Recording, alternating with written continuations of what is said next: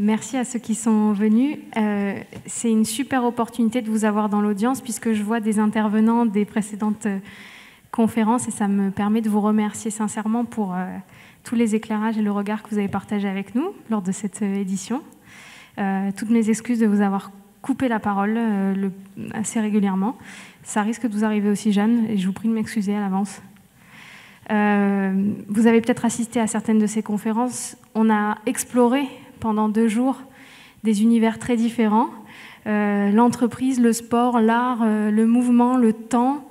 Et puis avec Jeanne Morel, qui est cofondatrice d'Art in Space, on va explorer un univers qui, bien qu'il ne soit pas visible, existe. C'est l'invisible. Explorer l'invisible, voilà le titre de cette dernière conférence de notre cycle Murex. Merci à vous tous, je vous laisse arriver. Je vais laisser la parole à Jeanne qui va, je pense, se présenter son projet et va nous permettre de voyager un petit peu dans l'invisible pendant une 30aine de minutes. Vous aurez ensuite l'occasion d'échanger avec elle autour de questions-réponses. Je vous souhaite à tous une très bonne conférence. Eh bien, bonjour à tous. Merci au Murex de m'accueillir pour cette conférence de clôture du festival. Et merci à vous d'être là pour venir écouter mon histoire un peu singulière, celle d'une petite artiste qui croyait beaucoup en la magie du monde et qui est devenue, contre toute attente, exploratrice de la pesanteur. Alors, ma conférence s'appelle « Explorer l'invisible ». Je travaille avec mon alter ego Paul Marlier, qui est artiste et designer. Moi, je suis danseuse, artiste et chercheur en milieu extrême, et notamment en apesanteur. On a créé le vaisseau Art in Space. C'est un vaisseau qui navigue entre le monde de l'art, de l'éducation, de la science et des nouvelles technologies. Dans ce vaisseau, nous créons et nous travaillons avec les agences spatiales françaises, le CNES, et européennes, l'ESA. Notre parrain est l'astronaute Jean-François Clairvoy, qui est un homme qui est parti 3 fois dans l'espace et qui est un philosophe extraordinaire. Et puis nous travaillons aussi avec le non moins extraordinaire Thomas Pesquet lorsqu'il est sur Terre et qu'il pilote l'avion dans lequel on évolue. Nous sommes aussi partenaires de l'UNESCO parce que depuis cette année, j'ai rejoint cette belle maison pour défendre la danse au-delà des frontières et au-delà des coutumes. La danse est le mouvement universel du monde. En réalité, nous sommes tous danseurs. En ce moment même, nous faisons partie d'un mouvement sur une planète qui tourne sur elle-même, qui tourne autour du Soleil. Peut-être qu'on fait partie du mouvement universel du système solaire. Avec Art in Space, on quête à connecter les humains entre eux, à lier la terre au ciel, l'art à la science, et puis à essayer de trouver notre place dans ce vaisseau. Trouver les liens qui nous connectent les uns aux autres, qui nous connectent à la terre. Essayer d'explorer l'invisible. Mon parrain Jean-François Clairvoy me dit souvent que nous faisons tous partie du même vaisseau et nous sommes tous passagers actifs de la planète Terre. Chacun d'entre vous a un mouvement qui est primordial. Il n'y a pas de premier danseur. C'est le mouvement global qui fait qu'on est là aujourd'hui et qu'on peut continuer à faire tourner ce monde-là. Alors moi, je viens d'une toute petite ville de l'Est de la France, en Franche-Comté. J'ai surtout évolué en montagne et dans les grandes forêts et rien ne me prédestinait à dessiner ce métier, ce parcours. Enfin, rien, pas tout à fait. Parce que je viens d'un monde où la montagne est à l'honneur. Mes parents m'ont toujours permis d'explorer la montagne et d'y danser si j'en ressentais le besoin. là, c'est donc mes parents lors de l'ascension du Mont Blanc en 1996. Et j'étais pas tout à fait un enfant comme les autres. J'avais du mal avec la sociabilité et la timidité, mais je crois qu'ils m'ont fait confiance. Ils m'ont emmenée avec eux et je ne les remercierai jamais assez de m'avoir à la fois montré la montagne, sa force, et à la fois la culture. Ils m'ont emmené voir des tableaux, des vieilles pierres, des expositions, et ils m'ont dit que j'avais le droit de regarder, peut-être d'y danser. Mon enfance n'a pas été la plus facile. Je me suis souvent confrontée à la gravité du monde, mais la gravité est plus tolérable lorsque l'on a connu le refuge de la montagne. Et puis, il y a un autre élément qui me permet de comprendre pourquoi je suis arrivée dans cette bulle spatiale aujourd'hui. C'est l'école du Cirque Plume. Je viens de cette école merveilleuse et je crois que cette photo résume absolument tout. Je dois avoir 13 ans. Là-bas, au Cirque Plume, on avait le droit d'être libre. En réalité, on a appris l'extraordinaire force et rigueur de la liberté. Parce que la liberté, c'est avant tout un choix. C'est une voie, une quête, et à la fois, c'est du courage. Au Cirque Plume, on était libre de choisir nos arts et de les mélanger. Moi, pour ma part, j'étais une petite trapéziste, une musicienne, je jouais du violon. Malgré ma timidité, j'étais clown et je faisais du théâtre et je dansais, bien sûr. On nous a surtout appris là-bas à ne pas rentrer dans les cases. Et je remercie énormément cet enseignement. Parce que je crois que les cases sont destructrices et la force de la vie se tisse dans la pluralité des expériences, des goûts, des chemins. Il y a une phrase de Gide que j'aime beaucoup et qui a beaucoup bercé ma vie, c'est celle-ci. Choisir, c'était renoncer pour toujours, pour jamais, à tout le reste. Et la quantité nombreuse de ce reste demeurait préférable à n'importe quelle unité. Je crois que lorsqu'on nous dit qu'il faut choisir une seule chose pour dessiner sa vie, pour réussir sa vie, c'est absolument réducteur. Dans mon cas, je n'ai pas écouté tout ce qu'on m'a dit par rapport au fait que je ne ferais rien de tout ça, que je serais serveuse toute ma vie parce que je n'arrivais pas à choisir. Mon parcours est pluridisciplinaire.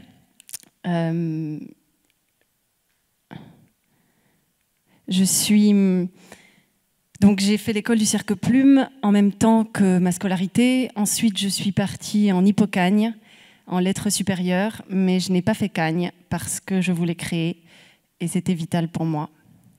J'ai donc fait le Conservatoire de Lyon en lien avec l'Université d'Histoire de l'Art. Puis je suis partie à Barcelone où j'ai beaucoup dansé. J'ai dansé à l'Opéra de Barcelone, de Minorque, de Perpignan.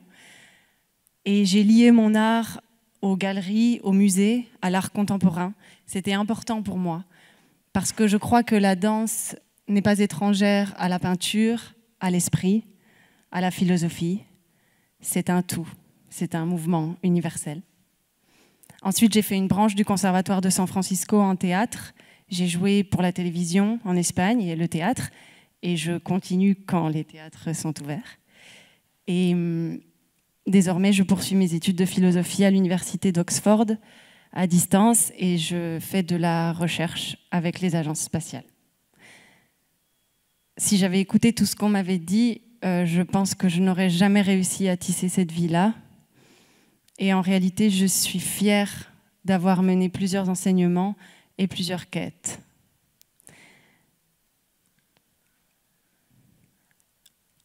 C'est pas ça. Einstein dit, si j'y arrive, « Nothing happens until something moves ». Il ne se passe rien avant que quelque chose ne bouge. Ça, c'est la simplification de la théorie du déséquilibre fondamental. C'est dans ce déséquilibre fondamental que naît la vie, que naît le mouvement, pour moi que naît la danse. Cette danse-là, elle m'a sauvé la vie. Et je crois que c'est en mon devoir aujourd'hui de la transmettre à d'autres. Elle est ma connexion à mes émotions les plus profondes. Elle est la connexion avec l'environnement, souvent l'environnement sauvage dans lequel elle prend part. Et puis elle est ma connexion à l'univers, à plus grand que moi, à l'invisible, au sacré peut-être, mais je crois fortement que le sacré fait partie du domaine de l'intime. On en a tous notre définition et jamais je n'en donnerai qu'une seule. Donc moi, ma quête, c'était surtout de danser dans la nature. Après la culture, l'art contemporain, les musées, il fallait que je me reconnecte à cette nature. Ici, je vous ai préparé une petite vidéo afin de vous expliquer ces espaces dans lesquels je performe et pourquoi ils sont importants pour moi. Yann.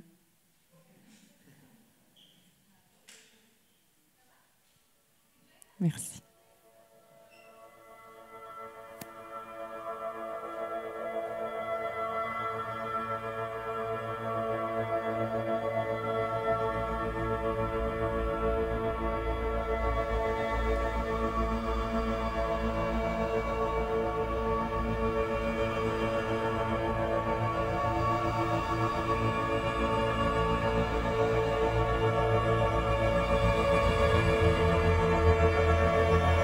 Paul Marier et Jean-François Clairvoy, mes associés.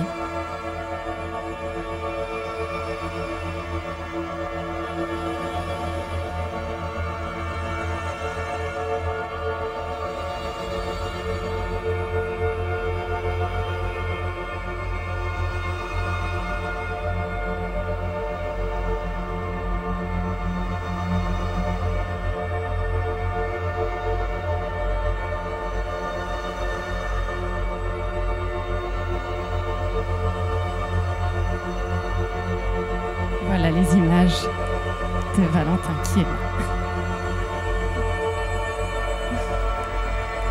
Des sublimes images sous-marines.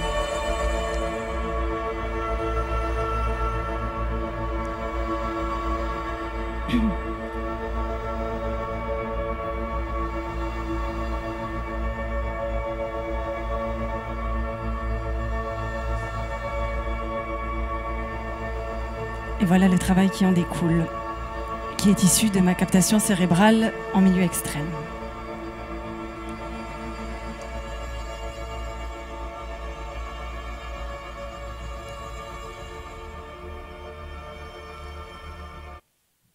Vous l'aurez compris, la danse a sauvé ma vie, l'a fait se parer de tous ces éléments nouveaux. Pour moi, il n'a jamais été question de danser pour gagner des concours, pour être la meilleure, pour avoir la première place. Il s'agissait de danser parce que ça me fait du bien et parce que c'est comme ça que je trouve mon appartenance au monde. J'ai toujours senti que l'univers dansait et je voulais y danser à mon tour.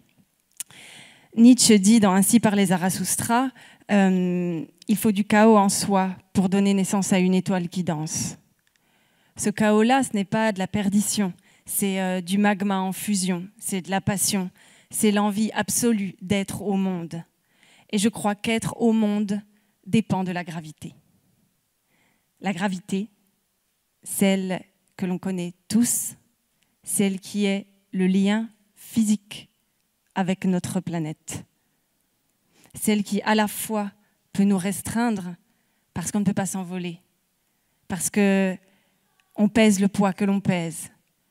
Et puis à la fois celle qui nous rassure, parce que sans elle, on n'aurait pas les pieds sur la terre. Moi, mon rapport à la gravité, ma vraie compréhension de la gravité est passée par l'absence de celle-ci. Le 6 octobre 2016, j'ai effectué mon premier vol en micropesanteur grâce au CNES qui a commencé à parrainer mon travail cette année-là.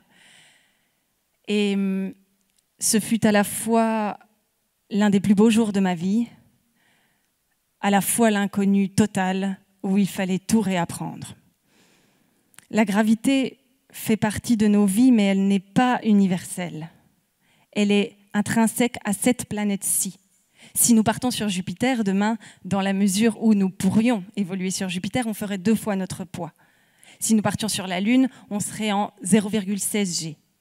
Autrement dit, ce que je croyais universel ne l'était plus. Je me rendais compte que cette force-là dépendait uniquement de cette planète-là, qui est l'une des planètes du système solaire, l'un des systèmes de notre galaxie, l'une des galaxies de l'univers. J'ai donc depuis multiplié les vols, mais aussi le travail sous la mer, pour comprendre l'essence de la danse et l'essence de mon appartenance au monde. Je vous ai préparé la vidéo de mon premier vol. Soyez indulgents parce que c'était pas parfait. J'avais encore un petit peu peur. C'est quand même pas rien de s'envoler pour la première fois. Yann. Merci.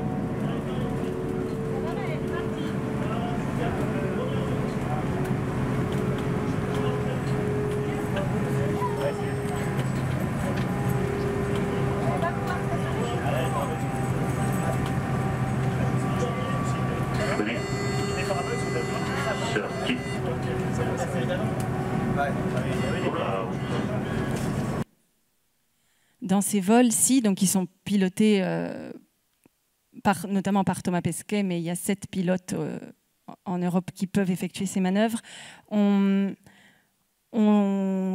connaît 22 secondes de micro-pesanteur 31 fois. On fait d'abord 2 fois notre poids. Donc par exemple, moi je fais 100 kg. Ensuite, l'avion décroche, on s'envole, on refait 2 fois notre poids et ainsi de suite, pendant 31 fois. Ça me permet donc d'expérimenter à la fois la micro-pesanteur et à la fois la 2G. Et c'est très intéressant aussi la 2G, le fait de peser beaucoup plus lourd. Comme je vous le disais, cette gravité, elle fait partie du monde et à la fois, hélas, elle dessine aussi certains diktats sociaux. Le fait pour moi d'évoluer en micro-pesanteur m'a fait réfléchir à ces diktats-là. Tout d'un coup, une personne gracieuse n'était pas forcément une personne longiligne. La grâce, c'est autre chose que ça. Et si on s'imagine ailleurs, est-ce que nos codes seraient les mêmes? Nos corps, déjà, ne seraient pas les mêmes, mais qu'en est-il des codes? En tant que danseuse, c'est quelque chose qui m'a paru très important, parce qu'on subit beaucoup ces diktats-là, quand on fait de la danse classique notamment. Et je crois qu'ils sont complètement faux.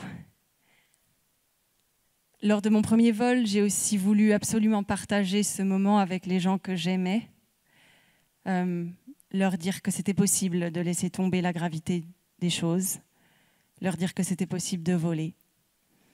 Seulement, j'ai conscience que ce n'est pas possible d'emmener tout le monde. Et je crois que l'exploration, c'est bien au-delà de faire partie d'une élite et de pouvoir partir dans l'espace, ou pouvoir avoir la chance, par exemple, de faire des vols comme je le fais. Je crois qu'on est tous des explorateurs à notre manière. Être en vie, c'est déjà explorer quelque chose. Être en mouvement, pouvoir se lever chaque matin, c'est déjà une exploration. Alors, si vous voulez bien, je vais vous demander de fermer les yeux un instant. Merci. Et puis, je vais vous demander de respirer par le nez et vous inspirer quelque chose de tendre, de doux. Les nuages dans le ciel en été, des paillettes fines de couleur, ce que vous voulez. Vous bloquez et ensuite vous soufflez par la bouche de la fumée noire, du charbon, quelque chose de néfaste. Et on va faire ça 4 fois. On inspire. Bloquez. Et soufflez. Encore une fois.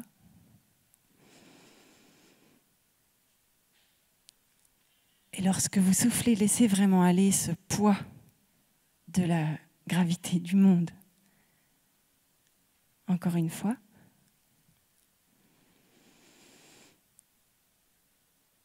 Bloquer.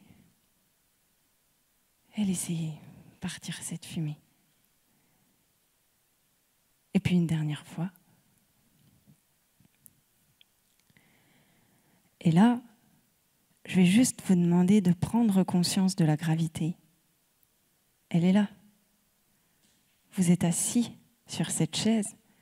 La pression de vos fesses sur la chaise dépend de la gravité. Vos pieds sur le sol. Vous faites partie de cette planète-là. Lorsqu'on perd pied, on peut toujours se rattacher à la gravité. Et puis tout doucement, tout en laissant les yeux fermés, je vais juste vous demander d'imaginer le liquide qui est à l'intérieur de vous. On est fait d'eau. Peut-être vous êtes un océan, peut-être vous êtes une rivière, je ne sais pas. Mais il y a de l'eau à l'intérieur de nous. Et cette eau-là, elle nous fait appartenir à la terre. Et puis tout en ayant conscience de ce mouvement de l'eau, essayez lentement de décoller. Comme dans les vidéos que vous avez vues, de flotter en microgravité.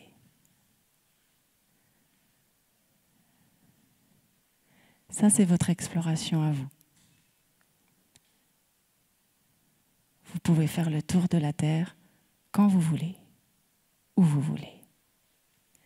Et maintenant, doucement, je vais vous demander justement de retourner sur Terre. Quand vous voudrez, vous pourrez ouvrir les yeux.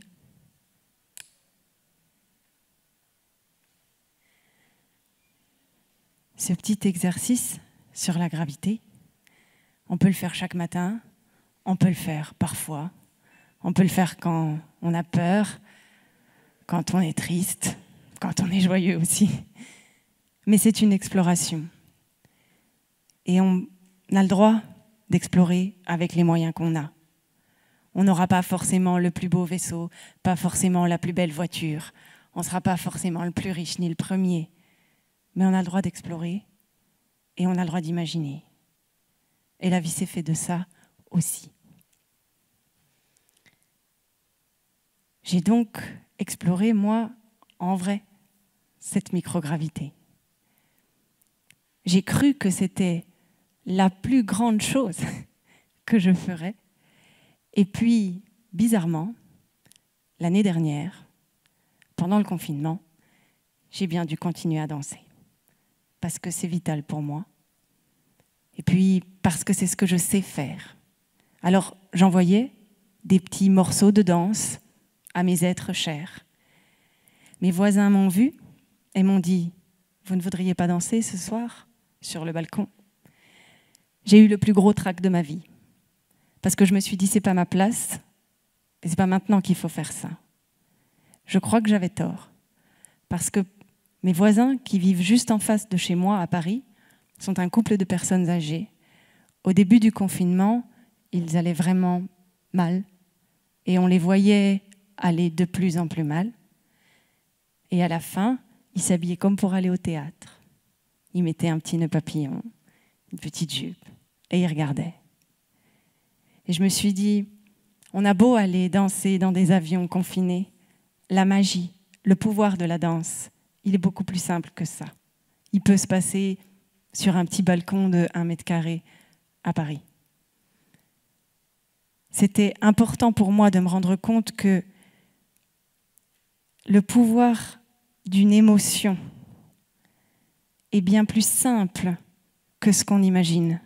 Je savais que la danse, à moi-même, me procurait des émotions qui me rendaient plus proche du monde, mais je ne savais pas à quel point elle pouvait aussi aider. Et c'est pour moi une des plus belles expériences que j'ai faites, sincèrement.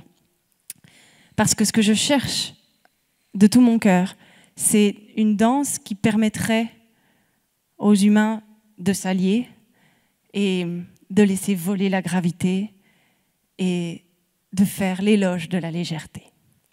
Parce que finalement, si vous regardez autour de nous, on parle beaucoup de drame, on a une facilité énorme à s'intéresser à quelque chose de dramatique, de lourd, de pesant. La légèreté n'est pas une valeur noble pour certains. Et pourtant, en philosophie, c'est une vraie valeur. La légèreté autant que la fragilité. Ma quête avec Paul Marlier a donc été de dessiner les restes de cette légèreté. Comment dessiner l'immatériel? Comment donner forme à l'absolue absence de poids, de forme physique? Et puis on s'est rendu compte qu'il y avait des liens avec le tracé du mouvement, des liens avec le tracé des émotions. Et quand on travaille avec Thomas et qu'il envoie des photos comme ça, on se dit finalement ces liens-là, ils sont partout. Il suffit juste de prendre du recul. On a donc travaillé avec nos partenaires à capturer le mouvement de mon corps et à la fois l'activité de mon esprit, de mes émotions par des encéphalogrammes. Et puis, on a commencé à en faire des restitutions de l'absence. Il s'agissait, par le design paramétrique que fait Paul, par l'art génératif, de laisser voir la trace du passage humain dans le temps, dans l'espace, et finalement de le matérialiser.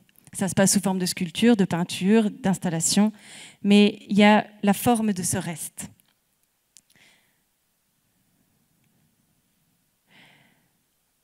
On travaille donc avec des partenaires, avec le CNRS, le CNES et l'ESA, sur ce dessin de l'immatériel, sur ces empreintes de nos vies, et finalement sur la fragilité qui en découle. Il y a un philosophe italien qui s'appelle Alessandro d'Avenia, qui a écrit « Art d'être fragile ». Et c'est un livre dans lequel il parle de la force de notre fragilité. Cette fragilité, par exemple, à l'adolescence ou dans l'extrême vieillesse, parfois au seuil de la mort. Cette fragilité qui peut finalement devenir une vertu. Nous sommes fragiles. La Terre est fragile. Et en découle une énorme force. On a donc essayé de lier mon mouvement, le petit corps fragile qui allait danser dans la montagne ou en apesanteur, au mouvement de la terre qui souffre et qui elle-même est en certaine fragilité. Nous avons donc créé des œuvres d'art qui lient le lidar, c'est-à-dire le scan de l'environnement, les données du vent, les données de l'espace, à mes données biométriques, afin de créer une communion entre l'humain et la nature.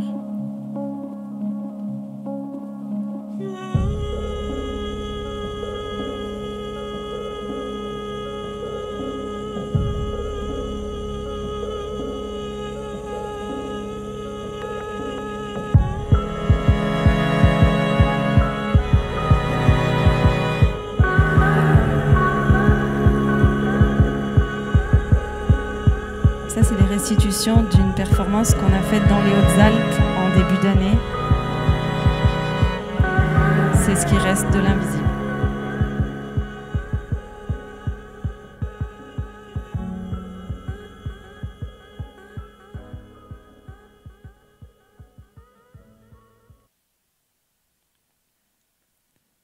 Plus je travaille sur la fragilité, plus j'y trouve une force, évidemment.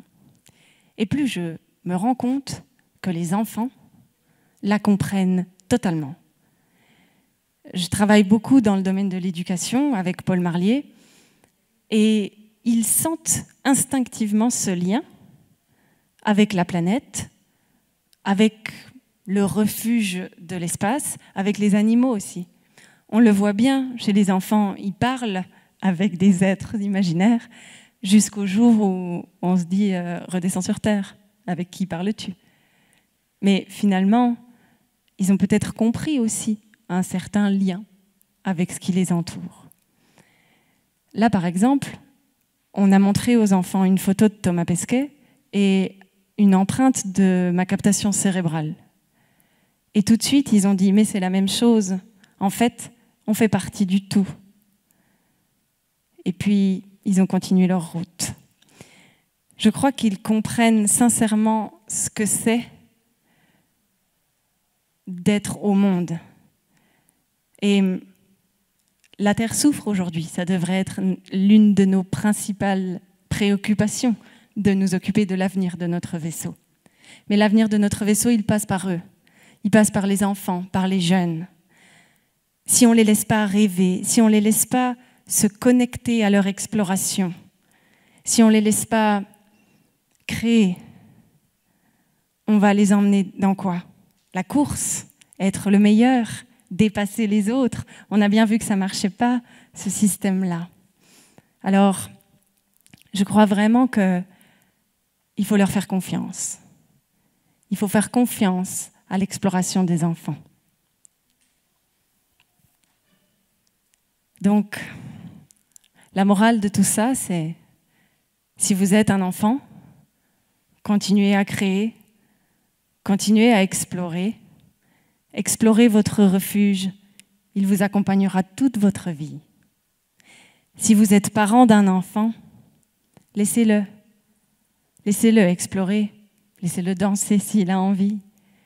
S'il n'est pas tout à fait comme les autres, faites-lui confiance quand même. Il peut aller loin. Et puis si vous êtes un enfant qui est devenu un adulte, n'oubliez pas que vous avez le droit de danser et d'explorer l'invisible. Je vais vous laisser sur ces quelques images que nous sommes allés tourner avec Paul Marlier sur les volcans de l'hémisphère nord, qui s'appelle « Lettre à la Terre ». Merci beaucoup de m'avoir écouté.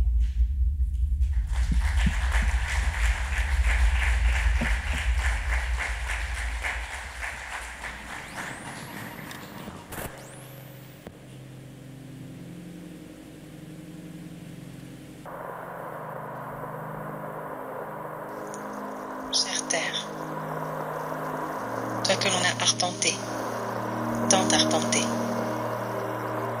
toi que l'on a aimé comme une femme que l'on aime, avec la fougue et l'inconscience, toi que l'on a fatigué, toi que l'on a tant désiré qu'on te pensait immortelle. Les cicatrices sur ta peau sont le reflet de notre faiblesse. Nous sommes si petits. Nous sommes si humains. Chère Terre, toi que l'on a brutalisé, pourvu que l'on comprenne que nos entreprises ne sont que folies sur ta peau fatiguée, pourvu que l'on comprenne que le bleu de tes mers vaut bien tout l'or du monde, pourvu que l'on comprenne qu'au cœur de tes forêts souffle l'éternité. Et si tu nous donnais une chance, une dernière chance, serions-nous assez grands pour voir que tu es la maison, la seule maison dont nous pouvons rêver?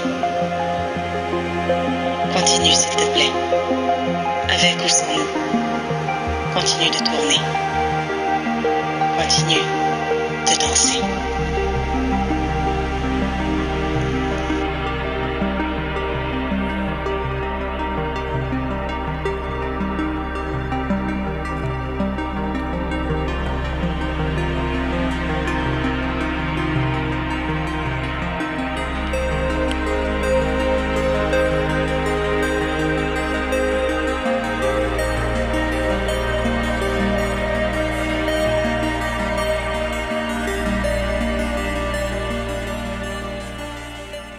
Merci beaucoup, Jeanne Morel.